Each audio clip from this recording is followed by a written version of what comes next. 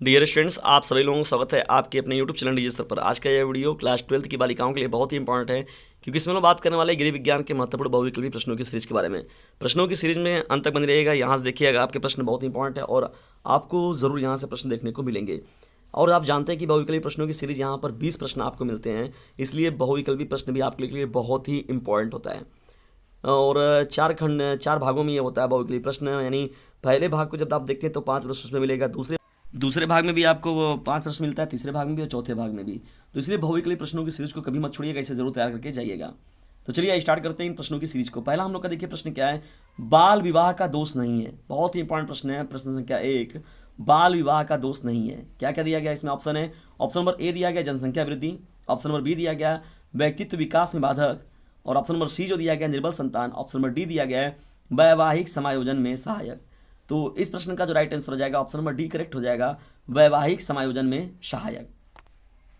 चलिए महत्वपूर्ण प्रश्नों की सीरीज में बढ़ते हैं हम लोग दूसरे प्रश्न की। और दूसरा प्रश्न भी जो हम लोग का बहुत ही इंपॉर्टेंट है, दहेज रोधक अधिनियम कब बना था? दहेज रोधक अधिनियम का मतलब हो गया दहेज को रोकने के लिए, दहेज उत्पीड़न के लिए देखिए अधिनियम बनाया गया था। बहुत ही इंपॉर्टेंट है। जो दूसरे प्रश्न का दिया गया विकल्प उसको देखते हैं। 1961 में, ऑप्शन नंबर बी दिया गया 1963 में, ऑप्शन नंबर सी जो दिया गया है 1962 में, और ऑप्शन नंबर डी जो दिया गया 1964 में। दहेज रोधक अधिनियम को जो पारित किया गया था सन 1961 में पारित किया गया था। तो दूसरा प्रश्न जो दिया गया है, इस प्रश्न का जो राइट आंसर हो जाएगा ऑप्शन नंबर ए करेक्ट हो जाएगा। बोर्ड एग्जामिनेशन की कर लीजिए चप की तैयारी, क्योंकि इस बार बैठना है आपकी बारी।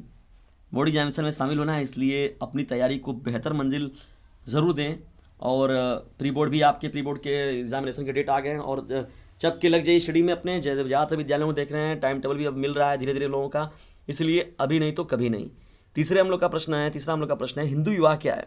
प्रश्न को देखिएगा, हिंदू विवाह क्या है? जो दिया गया इसमें ऑप्शन है सामाजिक समझौता, बी जो दिया गया समिति है, सी जो है एक धार्मिक संस्कार है, डी जो है इनमें से कोई नहीं। तो देखिए इस प्रश्न का जो राइट आंसर हो जाएगा ऑप्शन नंबर सी करेक्ट हो जाएगा, एक धार्मिक संस्कार होता है। संस्कार ये बहुत ही मायने रखता है, कि देखते हैं कि विवाह कराने में कितना ज़्यादा, हिंदू विवाह कराने में कितना समय लगता है। आप लोग अगर कभी बारात करने गए होंगे, विवाह में देखे भी होंगे, पता चला पूरी रात बीत जाती है केवल विवाह कराने में ही। तो एक बहुत कठिन मतलब यहाँ पर छोड़ना भी बहुत जितना है मतलब इजली, जितनी कठिनाई से ये विवाह होता है उतनी कठिनाई से फिर क्या होता है, इसमें छोड़ने की प्रक्रिया जो है ये भी बहुत ही अपने आप में जटिल है। तो यह एक क्या है, संस्कार हो जाता है। तो तीसरे प्रश्न का जो राइट आंसर होगा ऑप्शन नंबर सी करेक्ट हो जाएगा। महत्वपूर्ण प्रश्नों की सीरीज में बढ़ते हैं हम लोग चौथे प्रश्न की ओर। लेकिन चौथे प्रश्न की ओर बढ़ने से पहले यदि वीडियो थोड़ा सा भी आपको पसंद आ रहा है तो इसे लाइक करें, शेयर करो, चैनल पर तो चैनल को सब्सक्राइब करना बिल्कुल भी ना भूलें।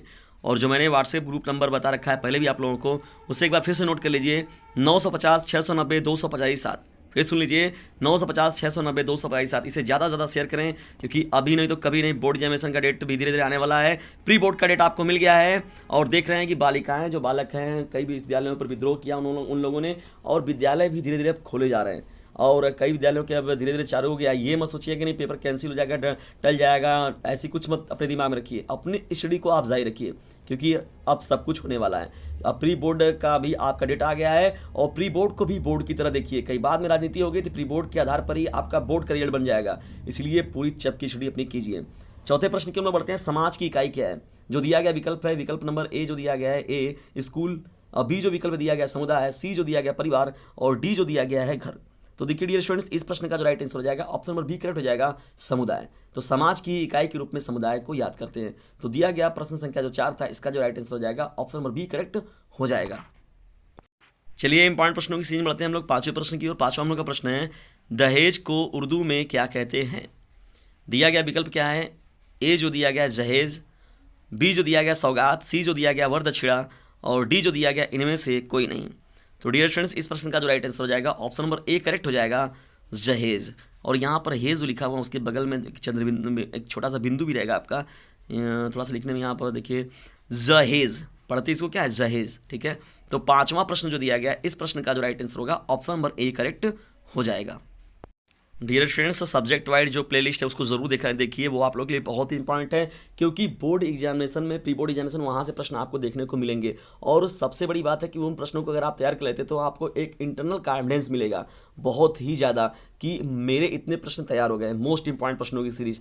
जब मोस्ट इंपॉर्टेंट प्रश्नों की सीरीज को आप तैयार करते हैं तो कितना कोर्स पढ़े रहे चाहे ना पढ़े, लेकिन आपके दिमाग से पहली बात तो डर गायब हो जाता है एकदम। अब जब एक बार डर आपने निकाल दिया तो आप किसी भी उपलब्धि को हासिल कर सकते हैं और आसानी से आप बोर्ड के एग्जामिनेशन को एकदम अच्छे से आप उसको भेज सकते हैं, उसको क्रॉस कर सकते हैं और डर भी आपके अंदर से निकल जाएगा और एक बेहतर परसेंटेज का निर्माण कर सकते हैं। तो बढ़ते हैं छठवें प्रश्न की ओर। छठवां हम लोग का प्रश्न क्या है, एकाकी परिवार में कितनी पीढ़ी के सदस्य होते हैं। जो दिया गया इसमें विकल्प क्या है, विकल्प नंबर ए जो दिया गया है 1, बी जो दिया गया है 3 और सी जो विकल्प दिया गया है 2, डी जो विकल्प दिया गया है 4। तो इस प्रश्न का जो राइट आंसर हो जाएगा ऑप्शन नंबर सी करेक्ट हो जाएगा 2। तो इसमें क्या होता है, एकाकी परिवार का मतलब होता है जिसमें 2 पीढ़ियां होती हैं, जैसे माता पिता हो गए और उनके संतानें हो गई, तो माता पिता और उनके बच्चे जो हो जाते हैं तो इसी को हम लोग कहते हैं एकाकी परिवार। ठीक है, तो छठवें प्रश्न का जो राइट आंसर हो जाएगा ऑप्शन नंबर सी करेक्ट हो जाएगा। बढ़ते हैं अब हम लोग सातवें प्रश्न की ओर। सातवां हम लोग का प्रश्न देखिए क्या है, शिशु में लघु पाचक व्याधि क्या है। प्रश्न को देखिएगा ध्यान से, इंपॉर्टेंट है। शिशु में लघु पाचक व्याधि क्या है। दिए गए विकल्प क्या है, विकल्प नंबर ए जो दिया गया है अतिसार, बी जो विकल्प दिया गया है खसरा, सी जो विकल्प दिया गया है घेंगा और डी जो विकल्प दिया हुआ है ज्वर। तो इस प्रश्न का जो राइट आंसर हो जाएगा ऑप्शन नंबर ए करेक्ट हो जाएगा अतिसार। तो शिशु में लघु पाचक व्याधि जो होती है उसे अतिसार कहते हैं। तो सातवां प्रश्न जो दिया गया, इस प्रश्न का जो राइट आंसर हो जाएगा ऑप्शन नंबर ए करेक्ट हो जाएगा। चलिए मोस्ट इंपॉर्टेंट प्रश्नों की सीरीज बढ़ते हैं हम लोग अब आठवें प्रश्न की ओर।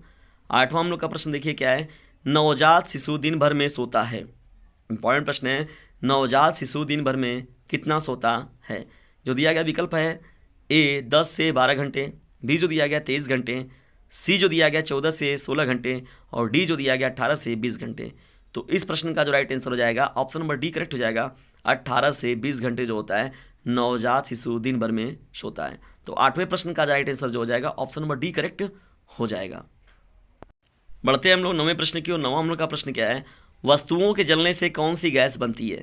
प्रश्न को सुनिएगा, वस्तुओं के जलने से कौन सी गैस बनती है। विकल्प क्या है, विकल्प ए जो दिया गया ऑक्सीजन, विकल्प बी जो दिया गया नाइट्रोजन, विकल्प सी जो दिया गया है कार्बन डाइऑक्साइड और विकल्प डी जो दिया गया अमोनिया। तो इस प्रश्न का जो राइट आंसर हो जाएगा ऑप्शन नंबर सी करेक्ट हो जाएगा, कार्बन डाइऑक्साइड होता है। इसे हम लोग देखिए फार्मूले के रूप में अगर याद रखिएगा तो CO2 कहते हैं। ठीक है, CO2 को ही हम लोग कार्बन डाइऑक्साइड कहते हैं। तो वस्तुओं के जलने में कौन सी गैस बनती है, कार्बन डाइऑक्साइड गैस बनती है। तो नौवें प्रश्न का जो राइट आंसर हो जाएगा ऑप्शन नंबर सी करेक्ट हो जाएगा। बढ़ते हैं 10वें प्रश्न की ओर। आज के सेशन का हम लोग का अंतिम प्रश्न भी है, श्वसन क्रिया पूर्ण होती है। इंपॉर्टेंट प्रश्न है, श्वसन क्रिया पूर्ण होती है। ऑप्शन नंबर ए जो दिया गया 1 चरण में, बी जो दिया गया 4 चरण में, सी जो दिया गया 2 चरण में और डी जो दिया गया इनमें से सभी। तो इस प्रश्न का जो राइट आंसर हो जाएगा ऑप्शन नंबर सी करेक्ट हो जाएगा, 2 चरणों में श्वसन क्रिया होती है। तो 10वें प्रश्न का जो राइट आंसर होगा ऑप्शन नंबर सी करेक्ट हो जाएगा। डियर स्टूडेंट्स, ये रहे 10 महत्वपूर्ण बहुविकल्पी प्रश्न। प्रश्नों की आज की यह सीरीज आपको कैसी लगी इसके बारे में ज़रूर बताएं और साथ ही साथ जो मैंने आपको नंबर दे रखा है उसे भी जरूर सेव कर लें। फिर से एक बार सुन लीजिए, 950 690 227, ये हमारा व्हाट्सएप ग्रुप नंबर है। यदि आप इससे सेव कर लेते तो इससे आपको बहुत ही बेनिफिट मिलने वाला है और वो भी फ्री में ज्वाइन किया जा रहा है, तो इसके ज्वाइन ज़रूर करें। और मेरी हेल्प के रूप में या मेरी फीस के रूप में आपको इतना काम करना है कि इस वीडियो का लिंक जो है अपने क्लासमेट में शेयर जरूर करना है। ठीक है, और खासतौर पर वे बच्चे जो कि इकोनॉमिकल वीकर हैं और आउटर साइड के हैं, गांव साइड के बच्चे हैं, वे बालिका हैं जो कि रेगुलर अपने विद्यालयों में स्टडी के लिए भी बंदे चल रहा है और जो कोचिंग क्लासेस को नहीं कर पाती, तो उन पर इस वीडियो का लिंक जरूर शेयर करें ताकि वे लोग भी इससे लाभान्वित हो सकें।